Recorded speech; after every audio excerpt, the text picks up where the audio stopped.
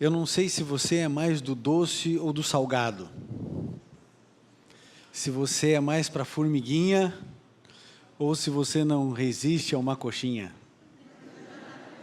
Tem que ter poesia, né? Tem que ter poesia.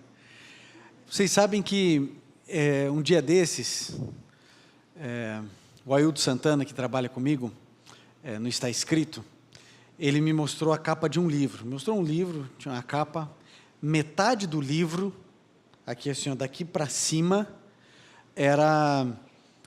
sabe quando eles batem fotos assim, de um monte de frutas, todas bem recortadas, e fazem assim, que é uma obra de arte, né? Aquele negócio todo. E embaixo, assim, na metade para baixo, era só pudim, sonho, rocambole, todas aquelas coisas assim, né? Eu olhei para ele e falei assim, Ailton, eu gosto das duas partes do livro, mas da de baixo um pouquinho mais. Eu não sei se você tem essa veia para sorvetes, pizzas, massas, macarrões ou macarons. Eu não sei se você vai para essa linha ou se você é da linha natureba. Se você gosta de grãos, se você gosta de verduras, frutas, legumes. Mas sabe que é uma coisa interessante tudo isso, né? A gente sabe o que deve comer, não sabe?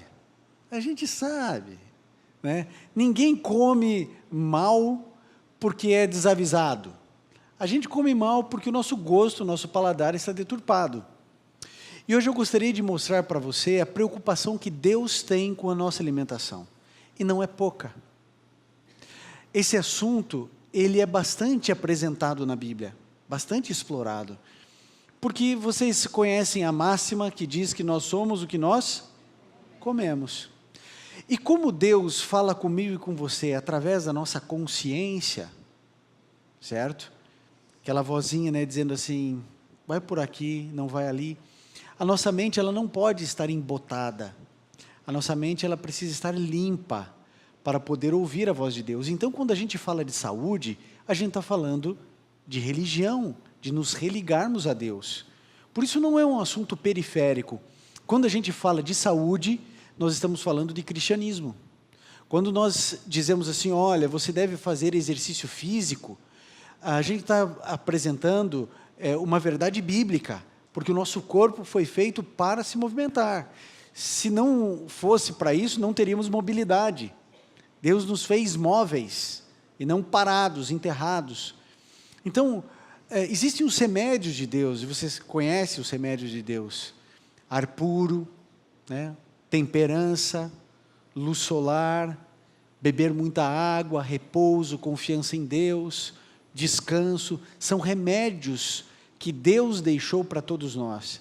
E se observássemos essas orientações de Deus, a nossa saúde seria muitas vezes melhor do que é hoje.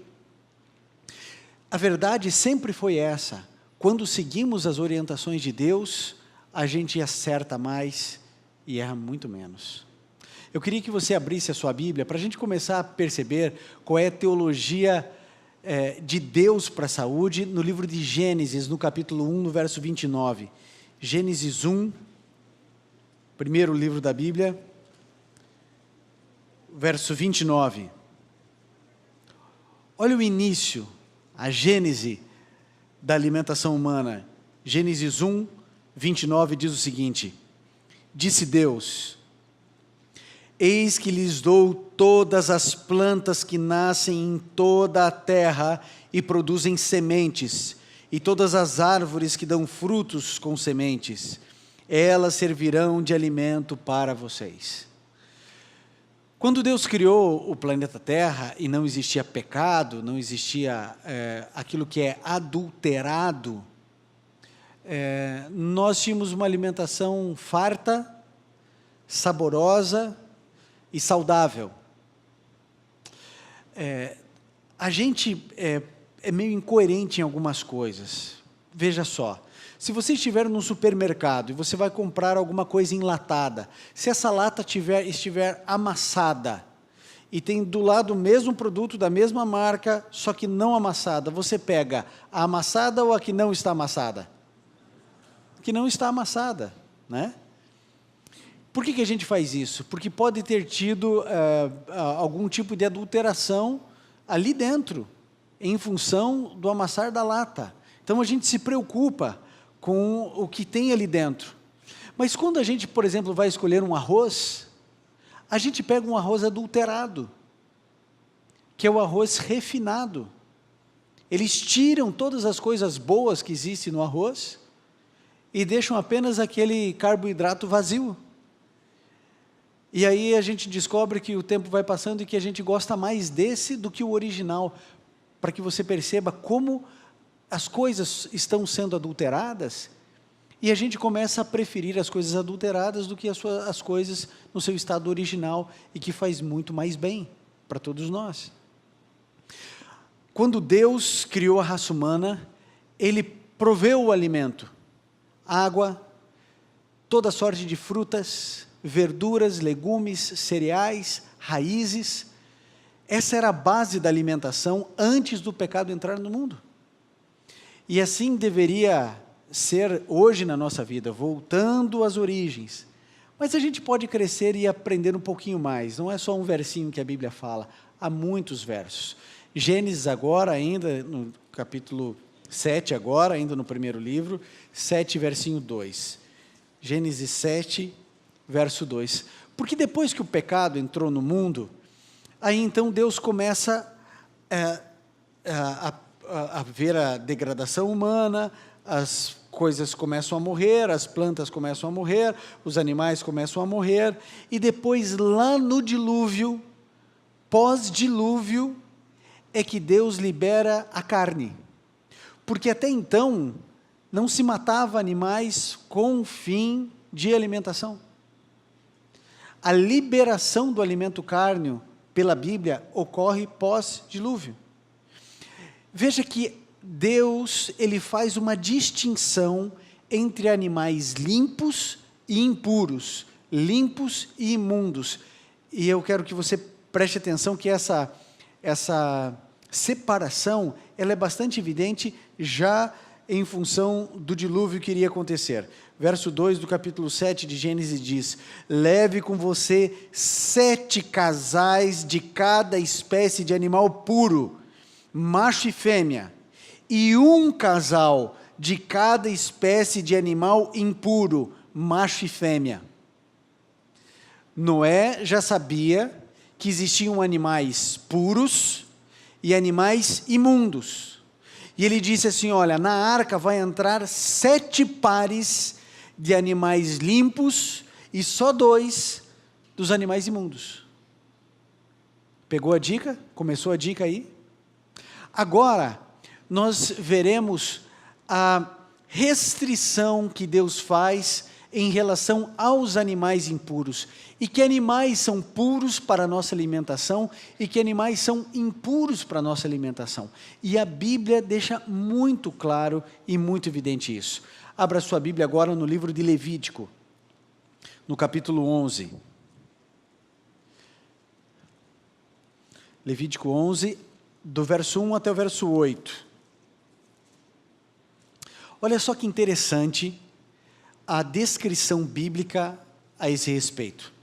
Levítico 11, 1 em diante diz o seguinte: disse o Senhor a Moisés e a Arão, digam aos israelitas, de todos os animais que vivem na terra, estes são os que vocês poderão comer. Qualquer animal que tem casco fendido e dividido em 2 unhas e que rumina. Vocês não poderão comer aqueles que só ruminam, nem os que só têm o casco fendido.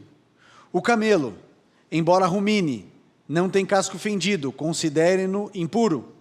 O coelho, embora rumine, não tem casco fendido, é impuro para vocês. A lebre, embora rumine, não tem casco fendido, considerem-na impura.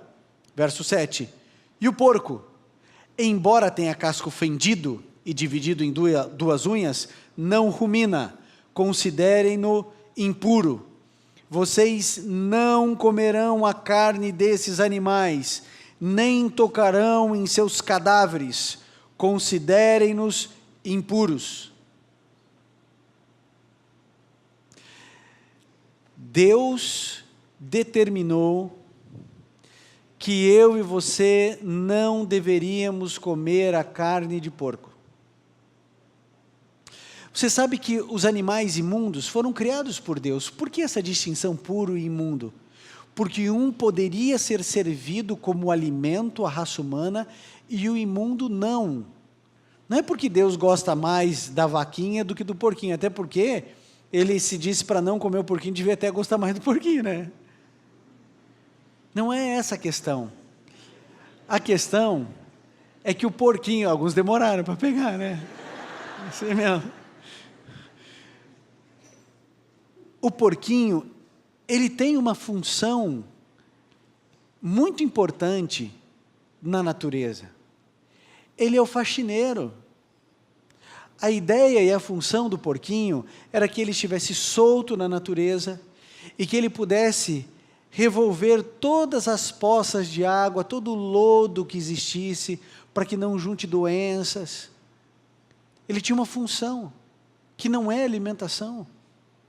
Você imagine o seguinte, a alimentação primária não envolvia carne, ok? Porque não havia morte. Então o plano original de Deus é que a gente não coma carne. Mas em função da degradação humana, Deus disse assim, olha, eu vou liberar a carne para que eles comam. Mas ele disse assim, não é tudo. Ou seja, você não pode comer cérebro de macaco, as entranhas de bichos, vai comer barata, vai comer rato. Por que a gente não come rato? Porque come lixo. Por que a gente não come porco? Porque na sua natureza, na sua função, o porquinho se alimenta desse tipo de coisa. Eu sei que você está pensando assim, dizendo assim, ah, pastor, mas isso era naquela época, porque hoje a criação de suínos é uma criação às vezes mais limpa do que a própria raça humana. O senhor já foi visitar uma dessas empresas que fazem, querido, eu vou dizer uma coisa para você, o meu Deus disse que é para eu não comer. Pode aparecer os artigos científicos mais profundos e completos que a raça humana já produziu, dizendo que a carne mais significativa em termos de proteínas, de sais minerais, de vitaminas é a carne do porco. Eu não vou comer. Porque Deus disse, não é para comer. Querido, a ciência, com todo respeito a ela, a gente vive e usufrui de todos os avanços da ciência, então o meu respeito a ela, mas ela não é dona da verdade. Quantas vezes a ciência já apontou uma coisa e já disse outra? Entra na internet e diz assim, benefícios e malefícios do café. Põe lá. Tem 300 artigos dizendo que é horrível, tem 300 artigos dizendo que é muito bom. Todos artigos científicos. Então é assim, eu preciso definir quem eu sou e o que eu vou fazer da minha vida. Você acabou de ler que Deus disse que o porco não é para comer. O que você vai fazer com essa informação, isso é uma responsabilidade sua. Todos nós sabemos que a carne de porco, ela pode ser saborosa, ela pode trazer alguns benefícios, porque é um alimento cárneo, mas a gente sabe dos riscos que a carne de porco pode trazer também. Uma solitária, algum problema sério de verme de porco que pode subir para o cérebro. Eu tenho um conhecido meu, que ele tem vermes de solitária na cabeça dele, calcificados. Ele está aqui falando, de repente ele desmaia, porque ele comeu carne de porco. Eu sei que alguns vão dizer assim, ah, pastor, mas isso pode ter até na alface. Pode, claro que pode. Agora, Deus não disse para você não comer alface. Ele disse, não coma carne de porco. E mais, não é só isso que Deus disse que nós não deveríamos comer. Lembram-se, lá no Éden, Deus disse, vocês vão comer de tudo, mas dessa árvore aqui, do conhecimento do bem e do mal, vocês não comam. Aí o homem falou, eu vou. E deu no que deu. Deus disse para não comer, então não coma. É simples. Por mais que você goste de pizza calabresa. Por mais que o bacon na batata frita dê um sabor maravilhoso. Você quer ver mais um texto? A gente está em Levíticos, vamos continuar em Levítico. Levítico 11. Agora a gente vai ver isso aqui, ó. A partir do verso 9, a gente foi até o verso 11, até o verso 8, agora a gente vai a partir do verso 9. Olha só o que diz: de todas as criaturas que vivem nas águas do mar e dos rios, vocês poderão comer todas as que possuem barbatanas e escamas. Mas todas as criaturas que vivem nos mares ou nos rios, que não possuem barbatanas e escamas, ou seja, couro, quer dentre as pequenas criaturas que povoam as águas, quer dentre todos os animais das águas, serão proibidas para vocês. Por isso, não poderão comer sua carne, e a considerarão impuros os seus cadáveres. Verso 12. Tudo que vive na água e não possui barbatanas e escamas, será proibido a vocês. Sabe o que isso significa? Que peixe de couro não é para comer. A grande ideia é o seguinte: existem nos mares, assim, uma diversidade de animais enorme. Talvez um dos mais populares seja o camarão. Mas a Bíblia diz: tudo que enxameia os mares e os rios, que não tem escama e barbatana, não é para comer. Você sabe como que o camarão é conhecido, né? Como o porco do mar, o lixeiro do mar. Porque ele come as fezes dos peixes, dentre outras coisas. E a gente acaba comendo exatamente isso. É saboroso? Não questiono. Você gosta? Cada um tem seu gosto. Mas Deus diz não. Os peixes de couro, que geralmente são peixes de fundo de rio, eles carregam metais pesados. Quando Deus coloca um impeditivo, uma negativa, é porque Ele nos ama, porque Ele quer cuidar da nossa saúde. Por uma questão de tempo, a gente não vai ler, mas além do porco, eu trabalhei um pouquinho mais essa questão do porco, porque talvez seja o alimento imundo mais popular hoje em dia. Falei do camarão também, nessa mesma linha, dos animais ali, dos peixes de couro, mas eu quero lembrar também a vocês de que nem todas as aves nós podemos comer. Sabe o que a Bíblia diz? Ave de rapina, que come cadáver, nós não devemos comer. É por isso que você não vê ninguém aí comendo urubu, né? Porque esse tipo de ave de rapina, ela não serve para a nossa alimentação. É só seguir aqui a sequência de Levítico, você pode ler para frente. Então, eu e você precisamos cuidar com a nossa alimentação. Sabe por quê? Porque Deus se preocupa comigo e com você. Se você chegar hoje para a Sofia, que é minha filha, e falar assim: Sofia, você quer brócolis ou pirulito? Você não tem dúvida, né? Você não tem dúvida do que vai acontecer. Se você perguntar para o Gabriel: Gabriel, você prefere couve-flor ou uma pizza? Você já sabe o que vai acontecer. Agora, a minha alimentação, ela não pode ser determinada pelo meu gosto. E se eu deixar, eles almoçam só essas coisas, eles jantam só essas coisas, mas por que eu não deixo eles comerem sorvete o dia inteiro? Por que eu não dou para eles pizza no café da manhã? Porque eu amo, porque eu quero o melhor para eles. Eu não sou um pai tirano que quero privá-los do prazer de uma alimentação que eles gostem. Longe de mim isso. Agora, não dá para educar a criança com pão branco e Nutella. Não dá. Porque você ama o teu filho, você não faz isso, você não permite isso. Você diz assim: ah, vai ter isso, mas vai comer fruta primeiro. Já tomou água, tem que tomar água. Aqui, ó, o suco vai ser suco sem açúcar. Por que a gente faz isso? Embora o suco com açúcar, ele é mais docinho, a criança gosta muito mais. Mas por que você diz assim, o suco vai ser sem açúcar? Porque você ama, porque você quer bem.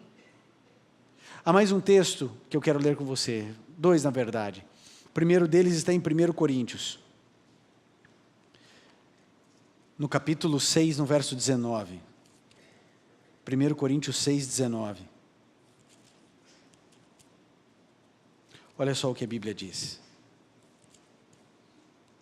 1 Coríntios 6, verso 19, diz o seguinte: acaso não sabem que o corpo de vocês é santuário do Espírito Santo que habita em vocês, que lhes tenho dado por Deus, e que vocês não são de si mesmos? O seu corpo, o meu corpo é um templo, é o templo do Espírito Santo. E Deus determinou que algumas coisas não deveriam servir de alimento para nós. E aí então eu e você precisamos tomar uma decisão na vida. Se a gente vai se alimentar daquilo que a gente acha que é o ideal, ou se a gente vai confiar em Deus que nos criou e que sabe como funcionamos. Hoje, existe uma corrente filosófica muito grande do veganismo. Eu tenho minhas reservas porque há uma corrente filosófica e espiritualista muito grande por trás desse movimento vegano. Cuidem com isso. Há uma filosofia do panteísmo por trás de tudo isso aí. Não tocamos em animais porque esses são seres divinos. Então é mais uma deturpação do plano original de Deus. Eu gosto muito mais da expressão, o indivíduo é um vegetariano. Não tem essa conotação espiritualista que vem carregada com vegano, vegetariano. Esse é o plano original de Deus. Mas Deus, porque é soberano, Ele disse, eu vou liberar o alimento cárneo. Não todos. E Ele liberou a vaquinha, o boizinho, o frango, a galinha, vários peixes, tambaqui, matrinchã. Ele disse, pode comer. E mais, Jesus Cristo comeu, sim ou não? Comeu peixe. Sabe que peixe Ele comeu? De escama. Porque Ele não ia contra a sua própria palavra. Você sabe que todo judeu, na festa da Páscoa, ele a partir dos 12 anos comia cordeiro com ervas amargas. Cordeiro é um animal limpo para se comer ou não? Sim. E Jesus Cristo pecou ao comer carne? Sim ou não? Não. Tem gente que fala assim, comeu, mas não devia, né? Querido, a alimentação original, a melhor, a ideal, frutas, verduras, legumes, cereais, com abstinência da carne. Você quer introduzir o alimento carne na sua vida? Não é pecado, não há problema, mas existem restrições. Essas restrições dizem assim, não é para você comer molusco do mar, não é para comer caranguejo, nem camarão. Você vai comer os animais permitidos da terra, os animais permitidos do ar e os animais permitidos dos mares e dos rios. E você está seguro, você está dentro da obediência de Deus para a sua vida. O último texto está lá no finalzinho da Bíblia, bem pertinho do Apocalipse. João, 3 João, capítulo 1, capítulo único, versinho 2. Olha o que Jesus Cristo diz para você, para os teus filhos, para a tua esposa, para a tua família. 3 João, capítulo 1, porque só tem um capítulo, versinho 2. Amado, olha como começa o verso. Amado, oro para que você tenha boa saúde e tudo lhe corra bem, assim como vai bem a tua alma. Deus está preocupado que o seu espírito vá bem, que as suas relações sociais, afetivas, Ele espera que tudo vá bem, mas Ele também quer que você tenha saúde. Deus não tensiona a doença para ninguém. Deus quer que você esteja bem, que as suas faculdades mentais estejam abertas, ágeis. Ele quer que você faça exercício físico, que você beba muita água, que você tome um pouco de luz solar. Ele espera que você descanse e repouse bem. Ele espera que você confie nele. Deus espera que você coma as coisas que são liberadas com temperança. Não é porque está liberado que a gente vai comer mais do que pode. Deus se preocupa com cada detalhe da vida do filho, porque a gente faz isso com os nossos filhos. Por que Deus não faria isso comigo e com você? Se eu, sendo mau, me preocupo com a alimentação dos meus filhos, por que Deus não se importaria com a sua e com a minha alimentação? Sim, Ele espera que você não beba bebida alcoólica. Sim, Ele espera que você evite bebidas carregadas de cafeína. Ele espera isso de mim e de você. Ele espera que você possa dormir cedo para acordar cedo e você ter todos os benefícios de uma boa noite de sono. Uma noite de sono reparadora, para que a sua alma, o seu corpo, o seu físico trabalhem bem no outro dia, para que a sua mente não esteja embotada. Sim, Ele espera que você tenha a sua melhor refeição no café da manhã, depois vai diminuindo no almoço e mais tranquila à noite. É isso que Deus espera de nós. Nem sempre a gente consegue. E a gente não precisa fazer disso um inferno na nossa vida. A gente não precisa fazer disso um cavalo de batalha. Mas à medida em que a gente consegue ir se aproximando do ideal de Deus, tenha certeza, nós vamos crescendo, nós vamos amadurecendo.